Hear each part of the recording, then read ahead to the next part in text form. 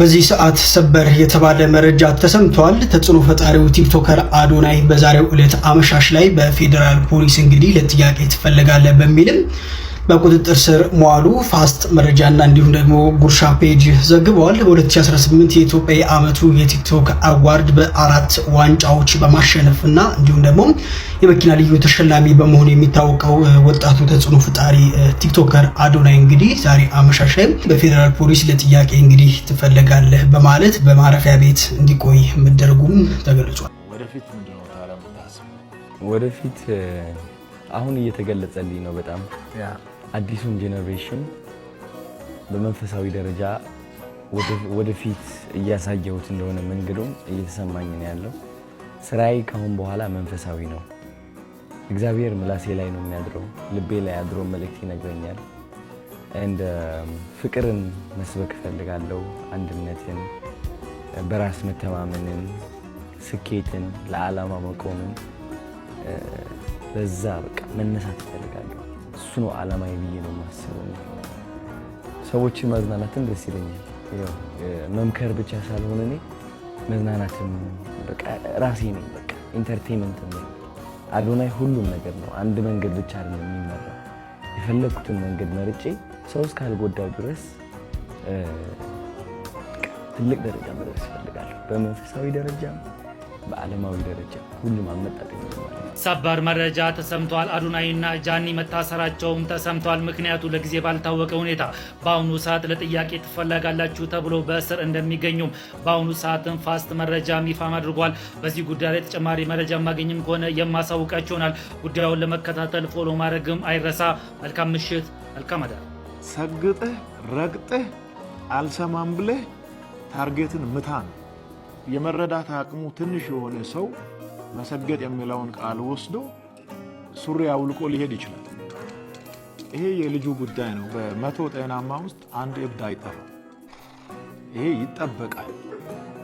ምንም ብታስተምር አዶናይ ሀገር እያጠፋ ነው ብሎ መንግስት ጣልቃ ግባ፣ ትምህርት ሚኒስቴር ጣልቃ ግባ ማለት በጣም የወረደ ከመሬት በታች የሆነ አስተሳሰብ። አዶናይ የሚያስተምረው ትምህርት አገርን ከጎዳ፣ ትውልድን ከጎዳ፣ ብሔርን፣ ፖለቲካን፣ ሃይማኖትን የሚነካ ከሆነ መንግስት ራሱ ያያል። በቂ በላይ የሆነ አይን ያለው መንግስት።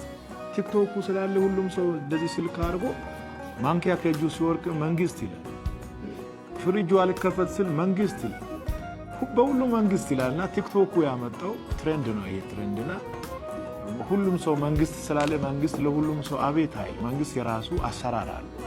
መንግስት የራሱ ህግ አለው፣ ህገ መንግስት አለው። የሰዎችን የሀገርን ደህንነት እስካልነካ ድረስ እንደፈለገ አንድ ሰው ማራመድ ይችላል። በዚህ ነገር ላይ ዝም ብሎ ሰዎች መንግስት መንግስት መንግስት መንግስት ትምህርት ሚኒስቴር መንግስት ትምህርት ሚኒስቴር መንግስት ስላለ ሐሳብ መቀየር የለም። አንድ ጥያቄ ልጠይቃችሁ። ኮንፊደንት መሆን ትፈልጋላችሁ? ስኬታማ መሆን ትፈልጋላችሁ? መድረስ ያለባችሁን ደረጃ አውቃችሁ ይገባኛል ብላችሁ መድረስ ትፈልጋላችሁ? ይልቁንስ መሰገጥ ጀምሩ። በራስ መተማመን ጀምሩ። ለዓላማችሁ መቆም ጀምሩ። ሰዎችን ሳትረብሹ፣ ሰዎችን ሳትጎዱ፣ ሀገርን ሳታበላሹ፣ በመጥፎ ስም ሀገራችሁን ሳታስጠሩ ራሳችሁን ቀይሩ። በጥሩ ስም ሀገራችሁ አስጠሩ። ኢንተርናሽናል ሁኑ። በራሳችሁ ተማመኑ። የኢትዮጵያ ዘፋኝ ብቻ ነው መሆን የምችለው ብላችሁ ከምታምኑ ሰግጣችሁ ዓለም ላይ ታዋቂ ዘፋኝ መሆን ይችላል ብላችሁ እመኑ። 500,000 ፎሎወር መድረስ አልችልም ብላችሁ ካመናችሁ ተሳስታችኋል። 5 ሚሊዮን ፎሎወር ይገባኛል ብላችሁ ሰግጣችሁ መስራት ጀምሩ። አያችሁ፣ መሰገጥ ማለት ጥብቅ አድርጎ ማመን ነው። እግዚአብሔርን ማመን፣ በልብህ መከተል፣ ሰዎች ምን ይሉኛል እያልክ አለመፍራት። ሰዎች ምን ይሉኛል እያልክ አለመፍራት ማለት ደግሞ ልብስህን አውልቀህ መንገድ ላይ ሩጥ ማለት አይደለም። ለዓላማችሁ መቆም ነው። ለዓላማችሁ መቆም፣ በዓላማችሁ መጽናት ነው። ነገሮችን አለማፍረስ። ማፍረስ ያለባችሁ የድሮ ማንነታችሁ ነው፣ የድሮ እምነታችሁ ነው። ገባችሁ? መሰገጥ በዓለማዊ ዘንድ ከተረዳኸው የፈለግከው መጥፎ ትርጉም መስጠት ትችላለህ። መሰገጥ ግን በመንፈሳዊ ደረጃ ከተረዳኸው ህይወት የሚቀይር ነው። የብዙ ወጣቶች ህይወት እየቀየረ ነው ያለው። ሰግጣችሁ ከመጥፎ አዲክሽን ውጡ። ሰግጣችሁ ነው የምላችሁ። የማይጠቅማችሁ ሱስ ካለ ሰግጣችሁ ከዛ ሱስ መላቀቅ አለባችሁ። ገባችሁ አይደለ? ይህ ነው ትርጉሙ። ትርጉም ሰጣችሁ እኔን ለማውደቅ አትሞክሩ። በቃ ተረዳችሁኝ? ጥያቄ እንጠየቀው ራሱ ሱራፌል ችግር ቢኖርበትም ማለት ነው። ትምህርት ሚኒስቴር ይህን ሰውዬ ይመልከተው ብሎ ሱራፌል ጥሪ ስላቀረበ የሱራፌልን ጥሪ ነው እንግዲህ እዩ ጩፋ ጣም የሚያደርገው። ስለዚህ አሁን አዶንያስ እዩ ጩፋ ጋር ሁለተኛ ጊዜ ለመሄድ ለምን አስፈለገው ብለን ሀሳብ እንስጥ።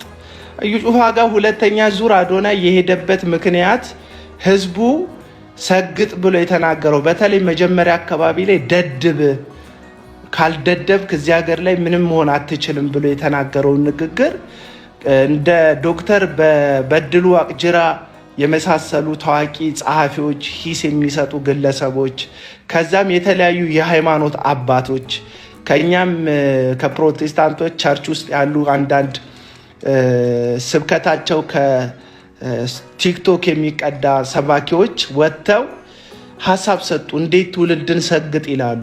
እንዴት ትውልድን ያቀነጭራሉ? የትውልድን የመፍጠር አቅም ይገላል የዚህ ሰው ንግግር ብለው ወጀብ አስነሱበት። እንደነገርኳችሁ ድንገተኛ የሆነ ተቀባይነት ነው አዶናይን የወረረው።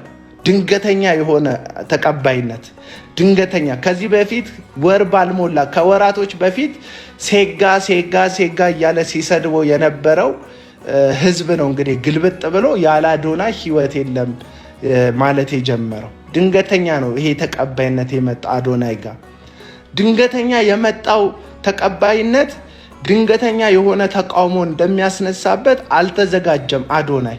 ስለዚህ ከዚህም ከዛም እንዴት ሰግጥ ትላለህ፣ እንዴት ተሰግጥ ትላለህ ብለው ሀሳብ ሲሰጡበት ልጁ ደንግጦ በቃ ካሁን በኋላ ሰግጥ የምትሉትን ነገር አቁሙ አላቸው።